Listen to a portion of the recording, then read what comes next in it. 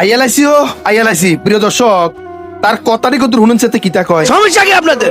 আপনারা আসেন, খেলার মাঠে আসেন, আমরা দেখা দিব নোয়াখালী কি পারে আর কি পারে না। কুমিল্লার মানুষের কথা আমি না বললে নয়, আসলে এটা একটা নিকৃষ্ট জাতির পরিচয় দিচ্ছে তারা।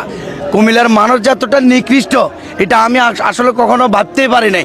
কারণ আপনারা আসলে আমাদের সাথে কোথায় খেলবেন বলেন, আমরা আপনাদের সাথে খেলবো।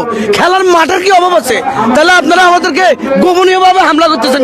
আসলে ভাবছিলাম নোয়াখালী নিয়ে আর ভিডিও বানাইতাম না, বুঝছেন নি, কিন্তু এই সমস্ত কুলাঙ্গারদের দেখলে দুই চার কথা না কয়ে থাকতাম পারি না। আচ্ছা কোন কুমিল্লা বা কুমিল্লার মানুষ এমন কোন কাম করছে যে তার লগে নিকৃষ্টতম কাজ হয়ে গেছে?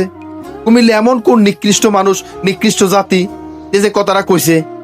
আমি মনে করব আপনারা এর উচিত জবাব তারা দিয়ে যাবেন, উচিত জবাব দিয়ে যাবেন।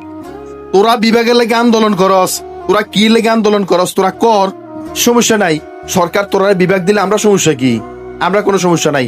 তোরা বিভাগ নে, তোরা নোয়াখালী উন্নয়ন কর, নোয়াখালীর বিভিন্ন কিছু কর, করস না। তোরাও তো জাতি, তোরাও জাতি, তোরাও মানুষ, আমরাও মানুষ। কিন্তু বারবার আমাদেরকে কেন টাইনে আনস? আমরা কেন নিকৃষ্ট? কুমিল্লা কোন দিক দিয়ে নিকৃষ্ট? কোন দিক দিয়ে নিকৃষ্ট? কি নিকৃষ্ট কাজ তোরার সাথে করছে কুমিল্লা? কোন দিক দিয়ে করছে? কোনো দিক দিয়ে করে নাই। তোরা বারবার বলিস মহিফাল বন্ধ করে দিবি, মহিফাল বন্ধ করে দিবি। এত সোজা, এত সোজা? তোমরা জানো নি কত দানে কত চাউল? জানো না? ইতিমধ্যে ফেনীর সমস্ত সংগঠনগুলো, ফেনীর সমস্ত মানুষগুলো কুমিল্লাকে সমর্থন জানাইছে, কুমিল্লার সাথে আছে। তোমরা এখানে বন্ধ করে এখানে বইও থাকতাম না, দাঁড়াইও থাকতাম না তোমরা।